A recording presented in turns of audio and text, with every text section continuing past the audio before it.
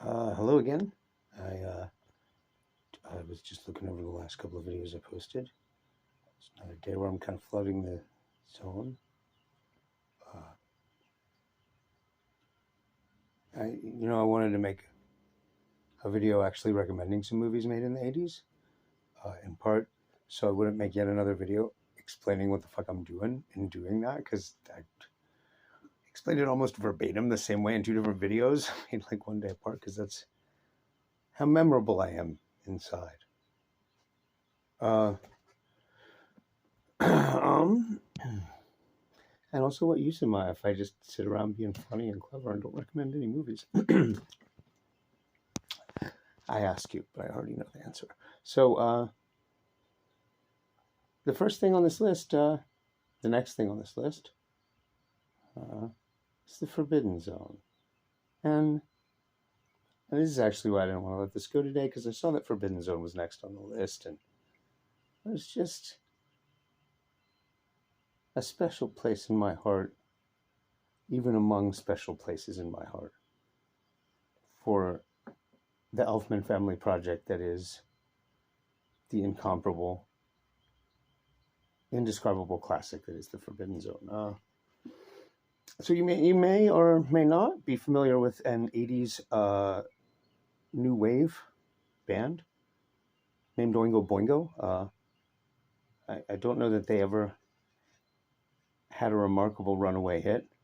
Uh, Later, their frontman Danny Elfman became better known as a composer of movie music,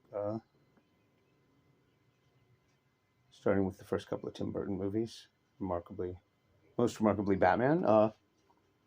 But before that, he was the frontman for a band called Oingo Boingo. Were super cerebral, really advanced, uh, overstimulated, high energy, um, punk rock new wave kind of band. And cool, they had horns. I'm trying to figure out how to say it. It's not that they had a style. Remember, they had horns. One thing about Oingo Boingo is they're a big deal in Los Angeles. Everywhere else in the world, they're an interesting second string cult item among those who love punk rock and new wave music of the era. In Los Angeles, they're just local darlings, and they always were. Uh, I don't know if they still are, but if you can get Danny Elfman and his cohorts to do an Oingo Boingo show at this point, and he tends to say he doesn't want to anymore. Uh, Kind of implies that just does not get that high or that kind of high these days, and so it's a little bit of a drag working it up to pretend it's still the glory days. But I'm reading between the lines a little bit. Not much. It's pretty obvious. That's what he means. But if they are going to do reunion shows, Boingo Boingo, you'll catch them in Los Angeles, and it'll be sold out. Um, Early in their strange and storied musical career, Oingo Boingo. Now I have been told, I don't know how true this is.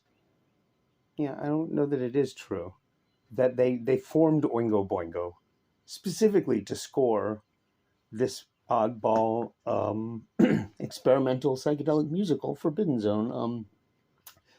They I don't think they did. I think they're doing Oingo Boingo stuff, and they came up with the movie as they were, going going along. But that being said, Forbidden Zone is full on musical, characters singing, uh, music by Oingo Boingo. Uh, Richard Elfman directed this movie. He hasn't directed much, uh, but to be acknowledged as a master and a maker of masterworks, he only had to make this one movie. Uh, Danny Elfman has a memorable cameo as the devil. It's a weird sort of fantasy movie. It seems very 5,000 Fingers of Dr. T influence. It seems very influenced by Hell's a Poppin'. Uh, it is clear that we're high as kites, even by the standards of punk rock movies which themselves make clear were crewed and casted by the highest of high people. Forbidden Zone just screams, how the hell was anybody sober enough to run a camera on this set? And yet, it is spot on perfect, not at all sloppy in any way. Unbelievably funny, very strange. Yeah, you know, this is the kind of movie. This is not, doesn't actually have much in common with Eraserhead or Tetsuo or Begotten, but it has a similar effect in that I have made a point of going out of my way to put Forbidden Zone on at a drug party, bunch of kids on acid or mushrooms. It's not a good idea, because if there's 5 people in the room and they're all tripping and you put on Forbidden Zone, one of them for sure, and sometimes 2 or 3, are going to immediately go, no, I don't know what that is, but it is way too weird for me, and I'm not watching it right now, maybe not ever. Please take it away, quick, turn it off. I can't stand it. Please shut it off. I've seen that happen 2 or 3 times with Forbidden Zone. So Cafe Flesh is another one I've seen elicit that response. You guys, I can't look at this. I can't keep looking at this. No.